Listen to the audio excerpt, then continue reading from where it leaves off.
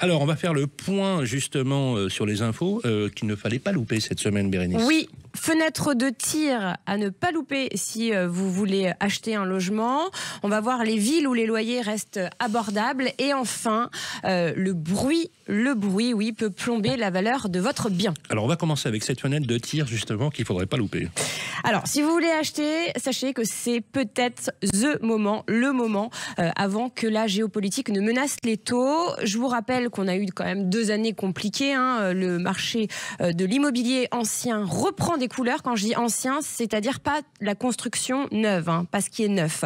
Donc, les ventes repartent petit à petit. Les prix, on va dire, se stabilisent partout en France.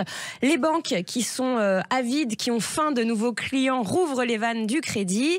Donc, on va dire que c'est une bonne nouvelle si vous voulez acheter un appartement, une maison. Voilà. Les taux des prêts immobiliers ont bien baissé. Je vous rappelle qu'en décembre 2023, ils étaient à plus de 4%. Aujourd'hui, ils sont à peu près à 3%. Donc, ça vous redonne du pouvoir d'achat. Bon, pour l'instant, c'est bon. Oui. Mais cette embellie pourrait être de courte durée. Pourquoi ? Eh bien, Sylvain, vous allez me dire... Tension géopolitique. Exactement, les tensions géopolitiques.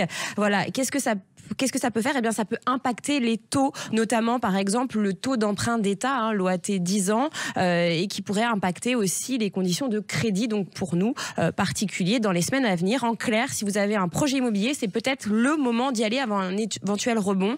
Et sachez que les notaires confirment aussi une activité plus dynamique, notamment dans les grandes métropoles, où voilà, le niveau des transactions retrouve un niveau assez bon. Et en revanche, je vous rappelle que le logement locatif est toujours en crise avec, je vous l'ai dit, la construction qui est freinée. Voilà.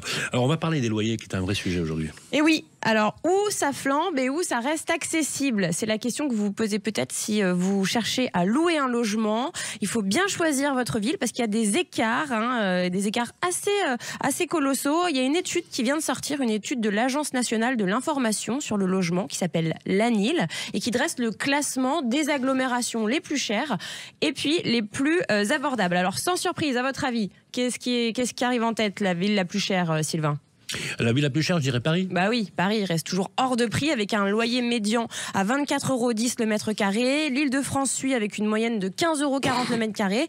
Derrière, on retrouve les zones frontalières avec la Suisse, comme Annemasse et Annecy, qui est très jolie, mais c'est cher. Ainsi que le littoral méditerranéen avec Nice et Menton, 13,20 € le mètre carré. Saint-Tropez, 12,90 € ou encore Aix et Marseille, 11,60 €. Alors pourquoi il y a des prix élevés ? Eh bien tout simplement parce que la demande est largement supérieure à l'offre. En gros, il y a peu d'offres, il y a beaucoup de gens qui veulent y habiter et puis il y a une attractivité économique aussi qui draine toujours plus d'habitants. À Paris, il y a beaucoup d'emplois ainsi qu'en Suisse. On sait qu'il y a beaucoup de frontaliers qui vont travailler en Suisse. Et à l'inverse, certaines villes affichent des loyers bien plus doux, on va dire. Châteauroux, par exemple, ferme la marche avec seulement 6,90 € par mètre carré, suivi de Saint-Étienne.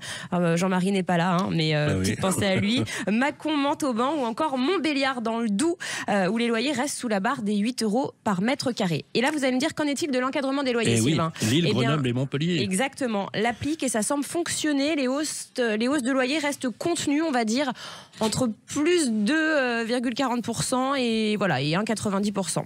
Alors rapidement, on finit avec le bruit qui peut faire plonger votre bien immobilier, la valeur notamment. Et oui, la valeur ou même la rentabilité. Si vous voulez acheter un logement, vous devez absolument évaluer son environnement et gare aux nuisances sonores. Vous y pensez peut-être pas lors d'une visite, mais en tout cas, sachez qu'il y a un propriétaire qui l'a appris à ses dépens, un propriétaire parisien qui s'est retrouvé avec un appartement inlouable à cause du bruit incessant d'un bar-restaurant qui était juste en dessous. Pendant des années, il n'a pas pu louer son bien. En fait, c'était un système de climatisation qui avait mal été installé, qui faisait remonter toutes les nuisances jusqu'au 2e étage. Bon, l'histoire se termine au tribunal. Le propriétaire du local commercial et son locataire exploitant ont été condamnés à 110 000 € d'indemnisation pour le propriétaire. Mais en tout cas, sachez que ça souligne un point crucial. Vraiment, quand vous visitez un appartement, visitez-le le soir, par exemple, en fin de journée, et puis aussi la journée, et faites attention. Renseignez-vous sur le voisinage, faites un petit tour des lieux et surtout écoutez. Voyez s'il n'y a pas trop de bruit. Écoutez le silence ou le bruit de la ville.